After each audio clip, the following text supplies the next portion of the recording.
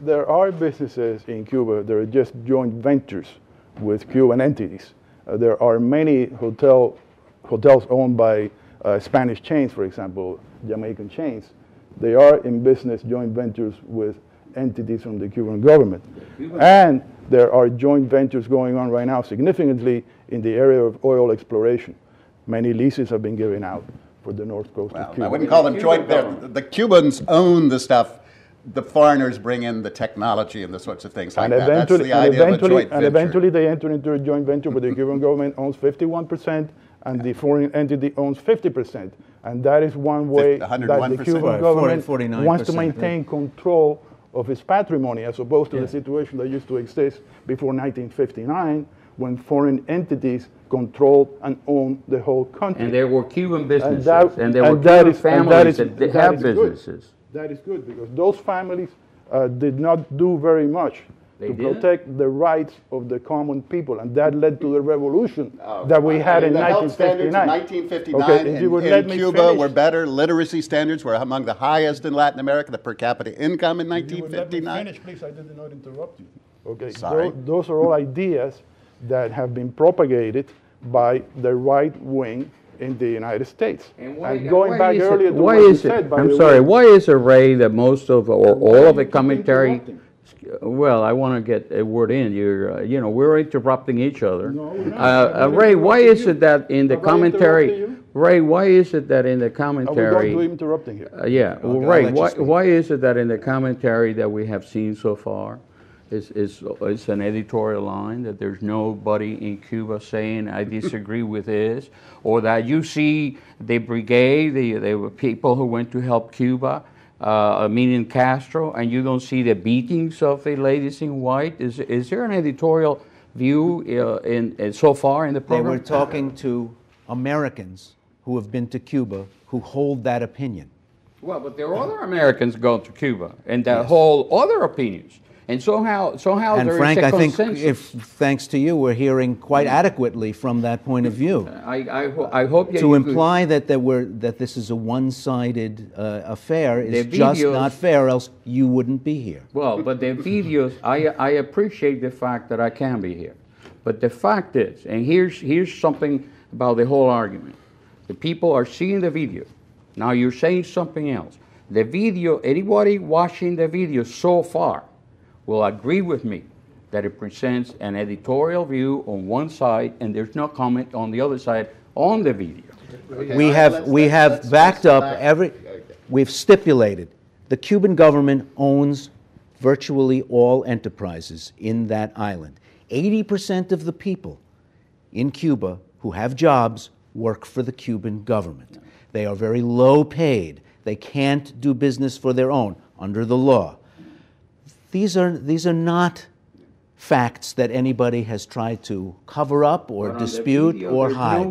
In the video, there's no one in Cuba who says, or an American had gone to Cuba who said, I disagree with that. There is a consensus in the video that you present, and it's fine. You could have an editorial point of view. I'm just saying that's what we're getting. Go ahead, Daniel. Somebody in Cuba who says they're in favor of the embargo would probably be in jail next week. But isn't it ironic that the loudest voices in this country in favor of the embargo tend to be the Cuban-American population, and yet who's traveling down there? Who's sending the remittances? It's the Cuban-Americans, and I think they should be free to, obviously. But there's a disconnect between support for the embargo and the fact that it is Cuban-Americans who are sending those dollars to Cuba. I think let's end the hypocrisy. Let's end this 50 years of failed policy. Let's have normal trade relations with Cuba. We don't have to have normal diplomatic relationships. Again, Venezuela, Vietnam, these are countries that we are poles apart in terms of our attitude towards democracy and other policies, and yet we can have normal trade relations. I think we should treat Cuba like a normal country.